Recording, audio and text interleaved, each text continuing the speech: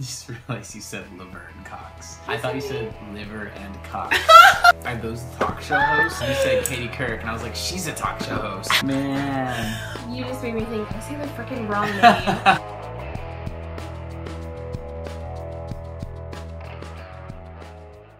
Something that I struggled with, which I already kind of mentioned, was I feel like I'm losing this person in my life. What do I do? I would say don't make it about you. Didn't know if that was too harsh, but...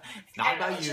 No, it's true. You are not the star of this movie, unfortunately. I do think it's important to bring up your feelings about the situation, but make sure you're doing it in a really neutral, non-accusatory kind of way, and you're doing it in a safe space. I went to therapy by myself, which was really helpful. It helped me process my feelings in the first place. And then on top of that, I went with Cassius to his therapy sessions. Well, actually just one. And that was a really great way for us to talk about both of our feelings in a way that didn't feel like I was accusing him of abandoning me or anything like that. I realize I'm saying, oh, you should do it in a neutral, safe space, and for us that was therapy, but not everybody can afford that. So do you have any advice for people who don't have access to these kinds of resources? I would say to write down your own feelings on a piece of paper and then share them. It's really as simple as that. Talking to each other, just communication. And communication is just like such a broad term that people throw around all the time. But it really means just talking to somebody, just really expressing how you feel. 100%. And actually, I just remembered this while you were talking, but this past winter break, we had a lot of our extended family around us for the first time in several years. And so they really hadn't been around for Cassius's transition.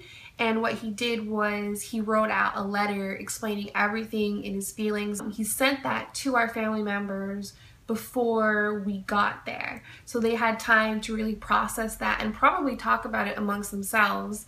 And then we got there and everything was okay. Definitely, if you don't have the money to get therapy, because I know that is a pretty expensive thing, writing down your feelings in letters, giving each other space to process, and then coming again to discuss it is a really, really good way to go about that.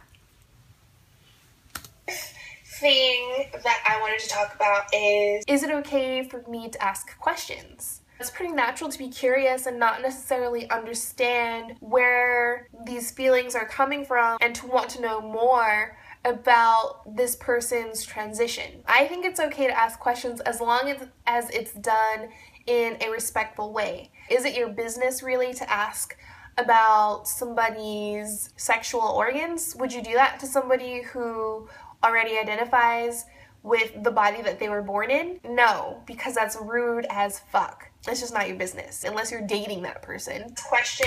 Yes, I agree. Yeah, you shouldn't really ask anybody what their... Well, you said sexual organs. What do you mean by that? Like your penis or your vagina or your boobs. I am cisgendered, and if a man asks me, or a woman, honestly, unless we're good girlfriends, asks me about my VJ, I'm gonna be like, it's none of your business. It's just weird. Like, why would you ever ask somebody that? It's very invasive. Yeah, I think it's natural to be curious. Like, oh, well, then I wonder what's down there. But you like really shouldn't ask that. It's awkward and it makes people very uncomfortable. It's about having tact. There are plenty of things that we think all day long and we have the good enough sense not to say them. And this is one of those situations where I think people think, oh, well, they're transgender. I just have the right to ask as many questions as possible. No, you don't. You just don't. I think perhaps like a good way of going about this is if you're close with somebody and you are curious and you have a relationship like that, you could ask, is it okay if I ask you some personal questions or something like that? And then they have the right to say yes or no. Also, if somebody explains what they have, or if somebody answers your question, it's also not your right to share that information with somebody else or to point somebody out and say, oh, that guy's transsexual, he told me blah blah blah. You know, that's rumor starting, that's gossip. And it's also very dangerous because you're putting people's lives in danger. Because that person, even though you know them and they wouldn't hurt somebody, that person could tell somebody else who really doesn't like transgender people and who is conniving. You just need to be careful, and you can't just be talking about people's business like that. Yeah. But I think it is important to ask questions about, say how that person is feeling, what difficulties are they encountering with the transition, and, things like that. My last piece of advice for how to be an ally to the transgender people in your life is to be an ally. Don't be offended if you get called out for doing something that is offensive to that person. Don't get riled up and feel like you're being attacked or anything. That person is teaching you how to respect them and the entire transgender community. So just listen and examine what you're doing and what you're saying, and apologize when necessary. As an ally, I think it's important to set the tone for how other people will treat that transgender person in your life. And again, I don't feel like I did a great job of this, but I'm learning. Say that person was formerly known as Jill and he wants to be known as Jake now. Start calling him Jake. And if you notice other people are resistant and they're not calling him that yet, be that person to set the example and set the tone so that it becomes awkward when they don't call him Jake. Yeah, to say that things become awkward when there's one person who's standing out, it doesn't matter like which side is which. It just matters that somebody is standing out. The reason I put this in here is because, as I said, like I had trouble with transitioning to calling you by name Cassius and by male pronouns. I remember when we made friends with a couple and one of them was transgender, so they had already been through this whole process. They always called him Cassius and by him and his. And at that point, like none of our friends, we hadn't been doing that yet, and so that really made me think about it, like how come like these people who I've like met once can call him by the right pronouns. I should be able to do that too. True. It made me reflect on it. True.